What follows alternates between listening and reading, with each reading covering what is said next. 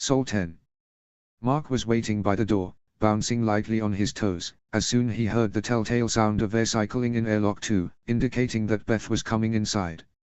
Despite the fact they had been in almost constant communication through the comm on her EVA suit, he didn't like the fact that she had been out on the surface by herself all day. They'd had the argument yesterday when she'd gone outside to clean off the solar panels, dig out one of the rovers, and see if there was any sign of the wayward comm dish. He tried to point out that it was against regulations to perform any EVAs without a partner. After all, if something happened to her while she was out on the surface, it would take him 10 minutes to suit up, and another 10 minutes to cycle through the airlock before he could even attempt to come to her aid. And while she agreed that under normal circumstances, the standard operating procedures were there for a reason, she also pointed out that it was against regulations to get yourself left behind on Mars when the rest of your crew left. She followed that up with the fact that she hadn't been stabbed less than 36 hours prior, and now that her concussion symptoms had subsided, she was in better shape to do physical labor required to clean up from the storm.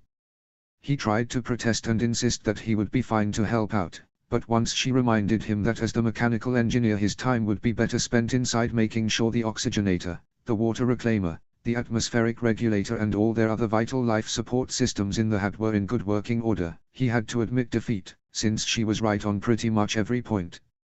So while Johansson tended to the homestead yesterday, he spent the day running diagnostics, and running them again. Then he ran a diagnostic on the backup systems they had, just in case they were needed in the future. And then he ran diagnostics on the mains a third time just for good measure. He was an engineer after all, he refused to let them die because of mechanical failure due to an oversight on his part. That would just be insulting. This morning over her cup of coffee, Beth informed him of her plans to do another EVA. He'd opened his mouth to rehash the entire argument, but she had shut him down before he could even get started. She suggested that while she was outside he should do a complete inventory of the supplies they had available. And Not So Subtlety reminded him that she was counting on him to come up with a way for them not starve, since she was still coming up blank on that front.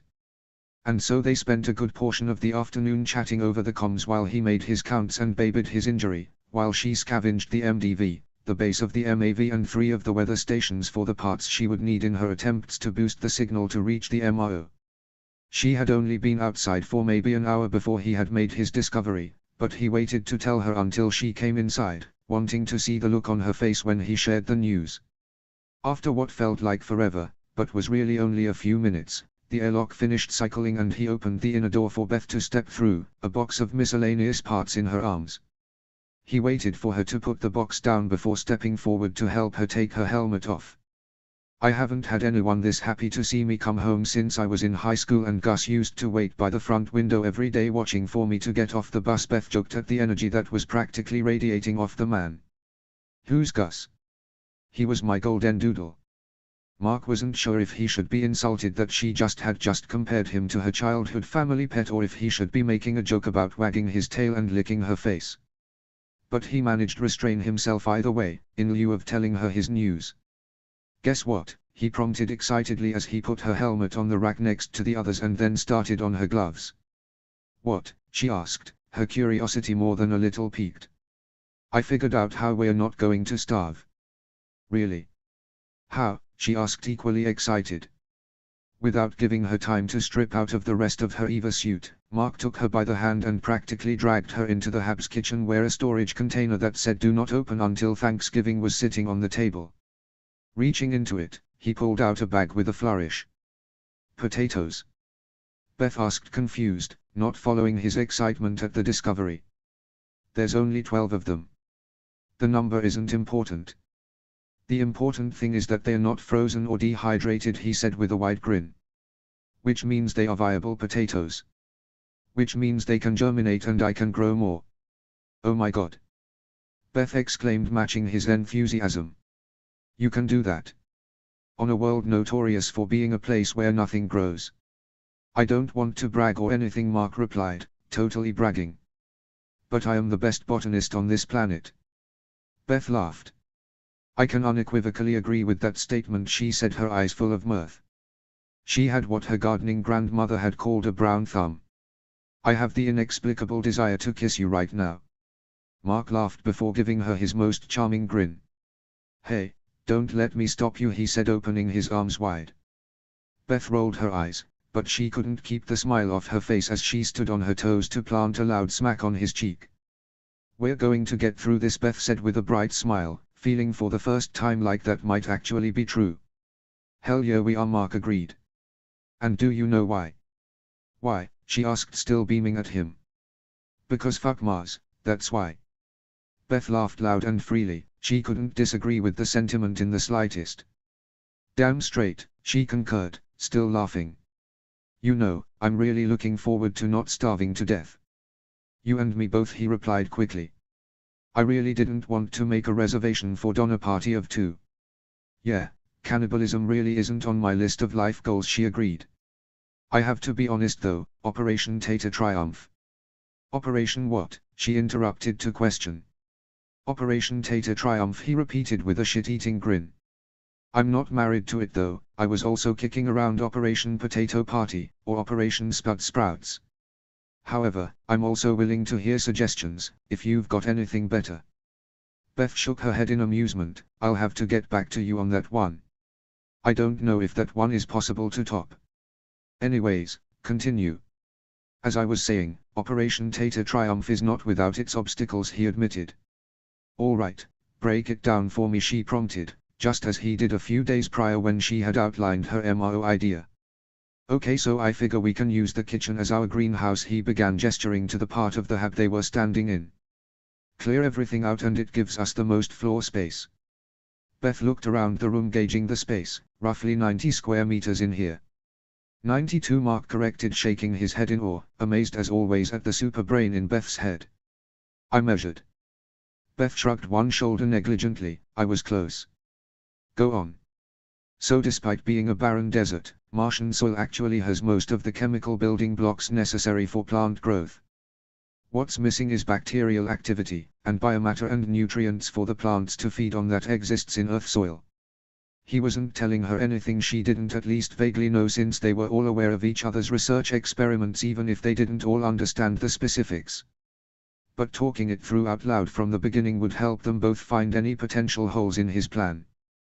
We've got some Earth soil here for my experiments, but obviously not the 9.2 cubic meters that I'll need to fill the space." "Obviously," she repeated to let him know she was still listening as she wandered over to where they stored their suits, Mark following behind her. "So what I'll need to do is bring in the dead Martian dirt, mix up my soil with some extra fertilizer to really get that Earth bacteria going, then I'll seed the dead dirt with the Earth soil and the happy little bacteria will continue to reproduce and spread like a bacterial infection," he continued to explain as he watched her strip out of the rest of her EVA suit. "Once that initial soil is good to go, we'll add more lifeless soil until it's infected, and from there it's rinse and repeat until the space is covered and all the Martian dirt is viable farmland." "What are you going to use for fertilizer?" she asked as she hung up her suit next to the others. "The only extra biological material we have," he told her, not looking overly excited about it. "Shit. I was afraid you were going to say that," she replied, her nose scrunched up at the thought. "Yeah, well, we don't exactly have a lot of options at our disposal." "Isn't that dangerous though?" Beth asked sincerely. "I mean, can't that make you sick?" Mark shrugged noncommittally. "It's not ideal," he admitted. "People have been using human waste as fertilizer for centuries. Of course, for many of those centuries people didn't realize that pathogens are a thing, and growing crops in them is a fantastic way to spread disease. I'm counting on the fact that NASA made sure we were as healthy as humans can be before we left, and the fact that we've been living in such close quarters for so long that any pathogens I have, you already have, and vice versa." Beth considered this for a moment. "Fair enough," she said, agreeing to his logic. And as he said, it wasn't like they exactly had a wealth of options. "What about water though?" she asked. She didn't know a lot about botany, but she knew plants needed water to grow. "Do we even have enough to farm with?" "We've only got 300 liters. Mark opened his mouth to reply and then shut it again so fast that Beth could actually hear his teeth click. "I admit, I hadn't thought that far yet," he finally said, visibly deflating. "I was just excited about potatoes. 300 liters won't be enough, and that's before subtracting what we need to hold aside for ourselves." They both fell silent as they turned their newest problem over in their heads. How does one make water? We've got time to figure it out though, right? She said after a moment, hating to see him so discouraged after he was so enthusiastic. You'll have to prep the dirt first, and then it's going to take a while to turn those 12 potatoes into enough plants that you'll need the entire kitchen floor. You're right, he agreed. Even if we start tomorrow, it'll take weeks before the dirt is viable soil, and then even longer before these potatoes grow enough to use them as seed for more plants. I think we should start tomorrow, Beth said decisively. At the very least start bringing in dirt. We'll put the MRO project on the back burner, I can work on it at night. But the sooner you can start growing the better. Earth can keep thinking we're dead for a few more days, it's not that time sensitive, but not starving to death is. At least, that's my vote. What do you think? You're the boss, Mark replied easily. Do you disagree with my reasoning? No, not at all, he assured her. In fact, I agree with you completely. But you are the boss, I mean. Beth quirked her head confused, until understanding passed over her face.